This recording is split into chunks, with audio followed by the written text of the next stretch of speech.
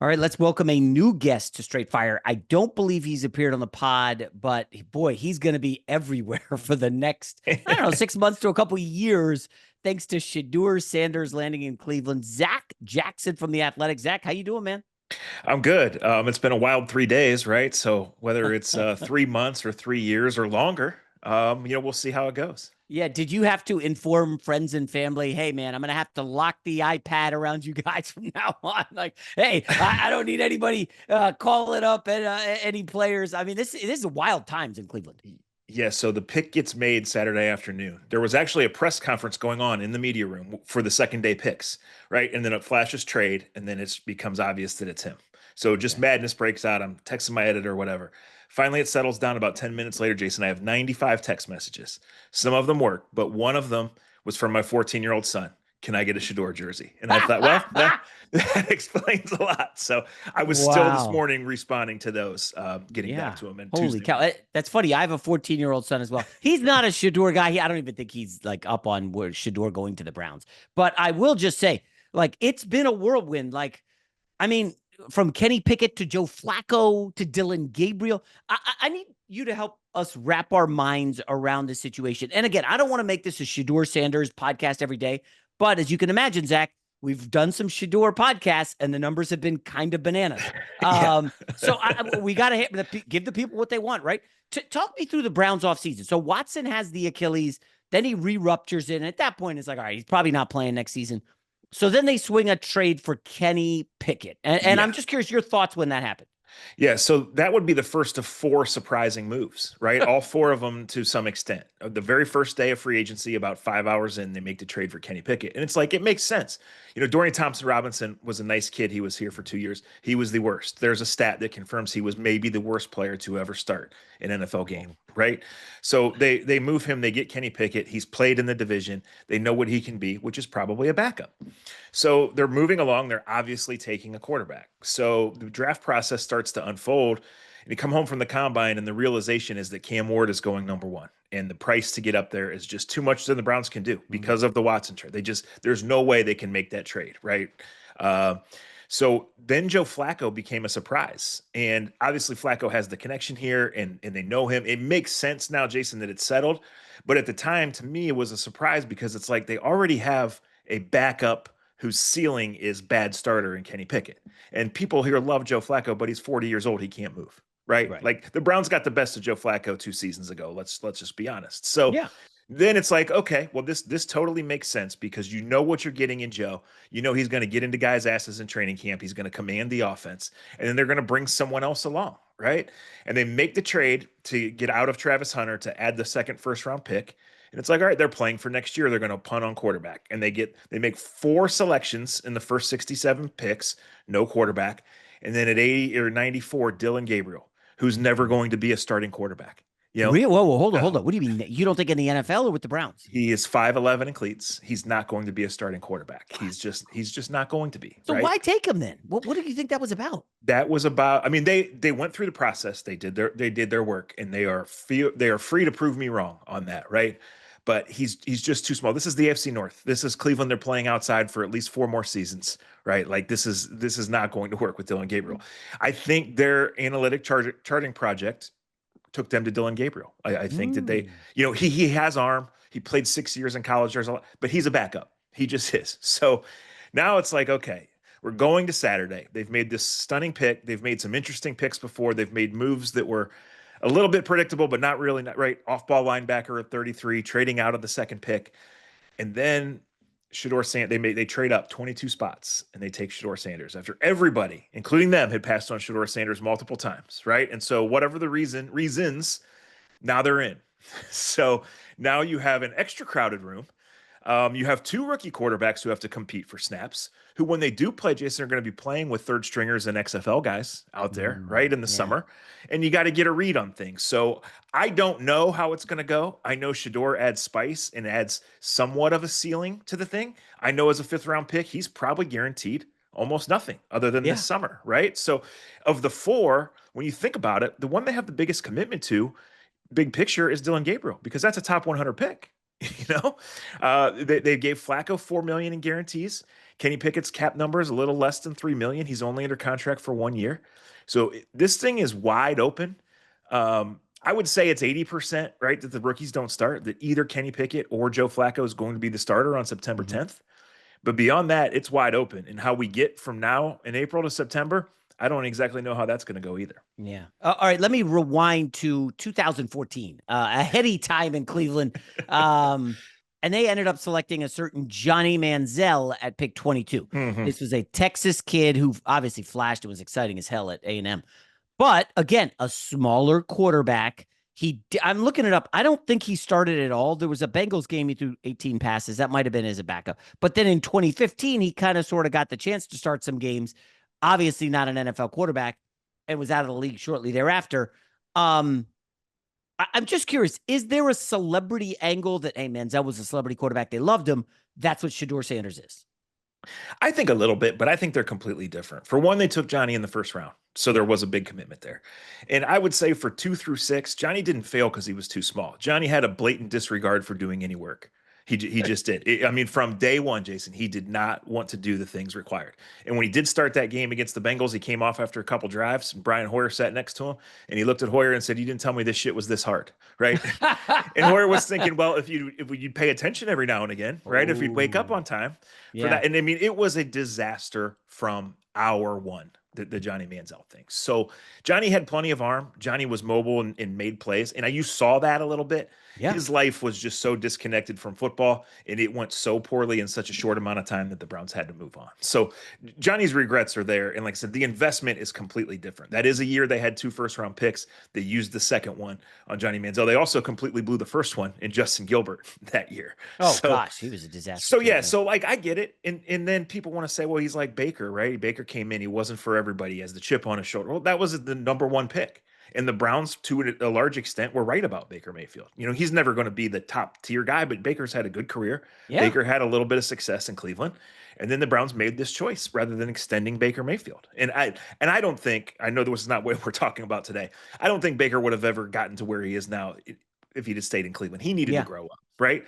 And so, look, whatever's out there about Shedeur, he gets a blank slate. He starts next weekend with the Browns, and he's going to be second in line in a rookie minicamp, and he's going to be fourth in line the very next day when the veteran stuff starts, when they're allowed to join. So he's guaranteed nothing. And if he's humbled by this process, and if he really is a second round talent, then he will have a chance to stick around. You know, my personal evaluation is that in a couple of years, if Shedeur does right, he's got a chance to play. He's accurate Mm. enough. He has the feel, all of these things. We'll see. You know, can he ascend to that? Can the Browns put the right pieces around him? How is it going to go this summer? I don't know. I know Kevin Stefanski, is going to run an open quarterback competition, and that's different than what we've seen. Generally, the Browns do not have very competitive training camps. So, how they're going to do this and how it's going to be different than the last 3 years, which was just awful training camps, watching Watson throw 5-yard passes into the ground all day long. We'll see how that goes. Yeah. What does it say that Watson has not really thrived at all, even when healthy with Stefanski, yet Joe Flacco was able to put together a pretty memorable run and get them to the playoffs? I know he vomited all over himself in that Texans game, but still, does that mean that maybe a better option for Stefanski is a bigger, say, a quarterback who's less error prone? Yeah. Now, Shadeur's an accurate quarterback, but DTR was a runaround guy, didn't work. Johnny Manziel, well, that wasn't Stefanski, but so Watson just hasn't worked. Which of Gabriel or Shedeur has the edge in that department? I think both of them to an extent. I think the Browns want to get back to that Stefanski offense, which is run the ball, throw off play action, throw the deep crosser, which Joe Flacco does really well. Jerry Jeudy had his breakout year. There is a guy there. They have David Njoku for at least one more year. There's a guy you can feed underneath and kind of find yourself. I think if you look at what Shadeur's strengths are and why people thought he would go in the first round, it fits what Stefanski wants, right? Now, he's not Joe Flacco. He doesn't have the arm. He was in kindergarten when Joe Flacco was drafted, all of these things.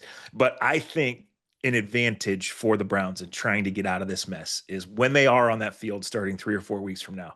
It will be the Stefanski preferred offense. It will be tailored to all four of their strengths to an extent, and they will have a chance to learn that. It won't be changing things drastically like they did multiple times over when Watson was here. I know that you mentioned Gabriel's like 5'11" and he's from Hawaii, and it just feels weird.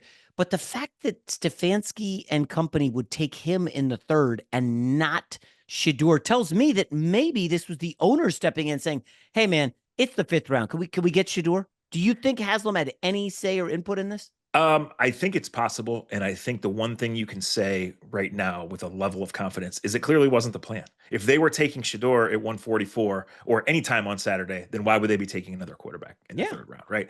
And the thing that's really bizarre is no quarterbacks went. 50 picks from Gabriel to Shedeur Sanders, and no other quarterback went. So I think that's mine and most people's point of contention is like, okay, you guys believe in Dillon Gabriel, that's fine. It's your team, it's your job, it's stake here, right? But like he wasn't going to get picked. And this is a Mm. team that has so many needs and did not draft an offensive lineman, did not draft a wide receiver. They say it's the board, it's the board, it's the board. You cannot tell me that Dillon Gabriel was the number one player on the board there at that time. And then you also can't tell me that Shedeur Sanders was the number one player on the board later on Saturday afternoon because you wouldn't have been looking at the board. You already had your quarterback of this Yeah. draft. So yeah, something happened to make that because it wasn't just picking him. They traded a pick and moved up 22 spots. That was their last pick of the draft. So Shedeur Yeah. became the seventh member of this draft class. I'm curious, where are we with Deshaun Watson, and what has it been like to cover him? Because, my gosh, this guy was a superstar at Clemson. He was really freaking good with Houston, Mm-hmm. and then it kind of all fell apart. And he just has. I mean, I don't Yeah. want to say he was like on the track to be an elite quarterback, but he was definitely a top 7 quarterback in the league when he was with Houston for He like 2 or 3 was. seasons, right? He was, and that's why the Browns made the move they made and made the outrageous commitment that they made. So I don't believe he was ever going to play a snap for the Browns again, even before this second Achilles injury. Mm. It just failed. It just was awful. And I know it's the injuries that ended the 2 seasons, right? And then the second one came along, 6 or 8 weeks after he'd been injured on the field, and everybody saw it. But it just hasn't worked. He didn't process. He never fit the offense. They fired the offensive staff last year, tried to get new people in. It just never worked. And in training camp last year was so bad. He was so bad every single day. Mm. And it was like this team of great expectations, right? They had won 11 and been in the playoffs the year before. Everybody had a contract extension. Everybody was back. And then they came out in the first game and they couldn't get a first down against Dallas, who turned out to be no good either, right? Right. And it just sputtered along from there. They were setting records for offensive futility. They didn't get to 20 points or 300 yards in a game in any game that Watson started. And then he got hurt in mid-October. And then when Jameis came in, it instantly looked like a real NFL offense. It just never looked like that before. So he's under contract for 2 more seasons, and the Browns have 170 million in salary cap commitments to him. So 2 years ago, the Broncos cut Russell Wilson with an $85 million dead cap hit record. The Browns owe Watson double that. So they'll Oh my about goodness. 37 will come off of that. And his current cap number for 2026 is $80 million. And then So that, is your best guess that he just won't play? He'll be injured, and then they'll cut him at the end of the season. yeah, so he'll be on one of the injured lists. I don't know if it'll be IR or NFI this year, right?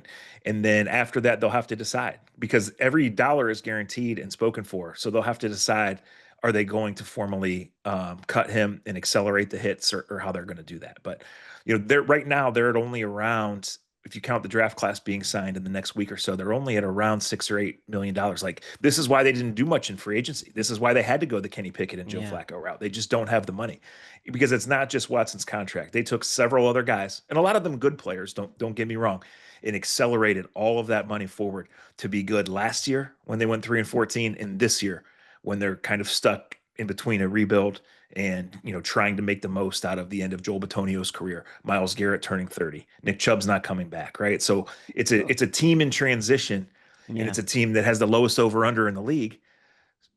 So we'll see what happens, but the Watson commitments are going nowhere. Which also makes the Myles Garrett contract nutty because I Mhm. don't know if memory serves, at the press conference or afterward, Myles Garrett intimated, "Hey, I know what the game plan is at quarterback."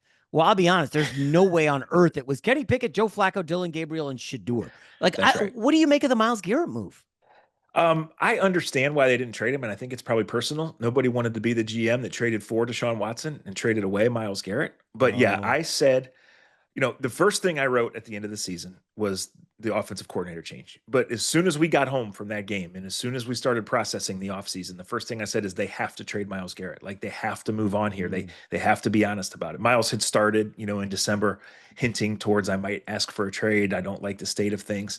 And then the week of the Super Bowl in early February, he came out with a public statement, followed that up with a fully coordinated media tour, telling how bad the roster was, telling how bad things are, why he needed a new start. And then the day before free agency started, he had his new contract. So it changed quickly. So, like I said, I understand why you don't want to get rid of that player. And that player certainly can help you win games because he affects the quarterback and the play caller on the offensive line on every single play. But this is a team that's 2 years away. And, right now we like the defensive tackle they got, right? We like the new starting running back, but there's a whole lot of pieces that are still missing to think that this is a team truly on its way to doing something. I mean, a hypothetical, and I'm sure people will laugh when they hear this, but because no NFL team will admit to doing this. Is there a world where the Browns said, man, there's no path for us to getting back to the playoffs in 2025. Let's kind of sort of get our ducks in a row, cut Watson or set up to cut him, whatever. But we're playing for 2026. And if we get the number one pick, wonderful. We get our real quarterback, not the third or fifth rounder. Again, I know it's tough to like say that because nobody does it in the NFL, Yeah. but is there a world where that could be the game plan? Stefanski feeling confident that they would even retain him if they win 4 games in 25. Yeah, I don't think that thought's wild at all. I think No. executing it is difficult, right? I think that's one of the layers of why I sit here and say I have no idea who's going to be starting in September because you can't outwardly tank.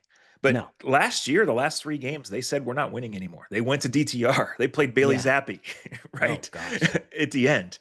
And some of that is Jameis had worn out his welcome by just continually throwing the ball to the other team, and Stefanski was tired of it. But that's the situation they were in. So, Yeah. Joe Flacco's 40, right? Kenny Pickett, mid-20s, only under contract for 1 year. We kind of know what he is. They obviously like something about him to have traded a 5th-round pick. But yeah, I think I'm interested to see this schedule here in 2 weeks because I think there's a certain date, Thanksgiving, whatever other holiday you want to throw in, that you have to believe that one of the rookies is going to be playing and that the emphasis is going to be on moving forward. They have some guys because of cap commitments that there's no way they could trade right now, but they get in the season, that trade deadline beckons. Last year they shipped off Amari Cooper, they shipped off Za'Darius Smith. I think that's absolutely a reasonable outcome here. Again, there's pretty good pieces on defense, and in Myles Garrett and Denzel Ward, those are really good pieces.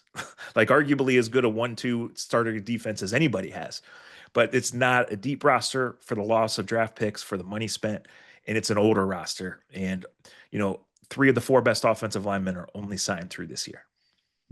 Yeah, not great. I mean, again, owners will promise everything to coaches. I'll never forget, all these coaches come through FS1 and Eric Mangini. I keep asking him about Jet stuff because I'm a Jets fan. And he was like, I'll never forget. Like the owner's like, we got to bring Brett Favre in here. And I was like, I don't really want Favre. And the owner's like, it's fine. Don't worry. If it doesn't work out, you'll be the coach again next year. And of course, what happened? It failed and they fired him. And he's like, you told me I'd be back. And so I don't know that I trust these owners. Stefanski does have a lot of credibility built up with Coach of the Year. But I look around the league.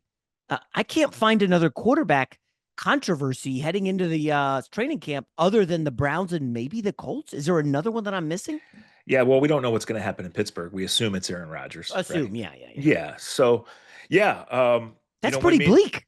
When Mangini was the coach here, they started 1-11. And I think that's in play for this team. I really do. Look at what division that they're in. Yeah. And look at some of their offensive deficiencies, right? Like, I trust in Stefanski, and I think that Myles and Denzel are good enough. Like, if this ends up being a 6-win season and one of the rookie quarterback plays well, that's super successful, and that's in the realm of possibilities. But looking across here, there are talent deficiencies, and there are big things they have to tackle. I mean, going 3-14 wasn't by accident. It really wasn't. Now, the offense was so bad early in the year that I think the defense, couldn't play to its potential, and they didn't perform at the end of some games that could have changed the outlook on things. But when you stack them up right now, and there's always surprises, right? Like, this is a team that's certainly in the bottom quadrant. We can wrap up. I'm curious your thoughts on the Travis Hunter trade. They did get an extra 2026 first. It is from Jacksonville, which could be good or bad. We never know with Jacksonville. But what would you think? Passing on a generational talent at receiver to pick up an extra number 1 and some extra and move up in second round and stuff. I think that was always part of the plan. I don't think they believed that something could materialize, right? It was just so few teams that really they thought would do that. But they started really talking up Travis Hunter in late March, and that's not their style. So my antenna was up. Mason Graham is just a really sound, sensible pick that fits this division and fits what this team needs. And if you pair Mason Graham with a future one, it's like, okay, we're onto something. And that made the quarterback moves even more baffling later. Like if you're out of the quarterback business in this draft, at least until Saturday, then you're out, right? So, yeah, I don't hate it. Obviously, there's risk if Travis Hunter becomes the generational player that some believe he can. I don't know that the Browns were ready to take a wide receiver at number two, to raise a wide receiver the right way. They might have been a year away from that. So I think Mason Graham is going to be at least a good player, maybe a really good one. And I think for the future of the Browns, the 2 first-round picks next year are going to be part of it. And if you want to tell me that, those picks are both like in the early teens because the Browns are better than they expect and have a decent year, I'll buy it. And if you want to tell me that the Browns are going to have 2 top 10 picks, then I could buy that thought too. Because Yeah. when you're this bad at quarterback, and right now they're damn near a 0 out of 10 at quarterback, like how can you expect to win football games? One more. So, have you noticed fans either pro Shedeur pick, against it, confused, like we've talked about with the Dillon Gabriel and 5 Yeah. quarterbacks? And are you seeing more interest from people because of how the draft went down?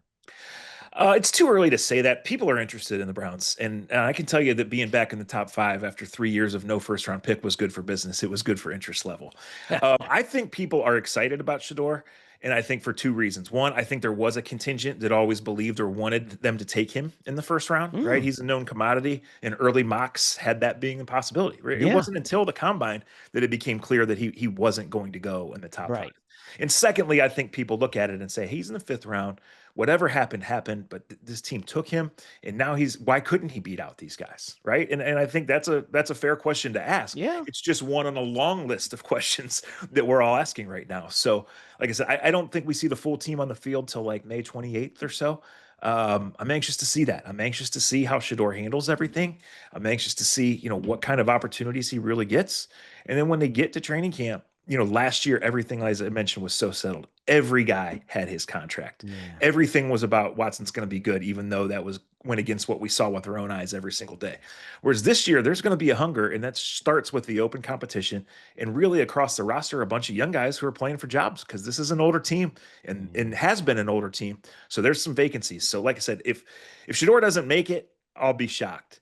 I'll only be mildly surprised if he plays his way into the plans here over the next, 4 to 6 So, months. so over under 3.5 starts for Shedeur.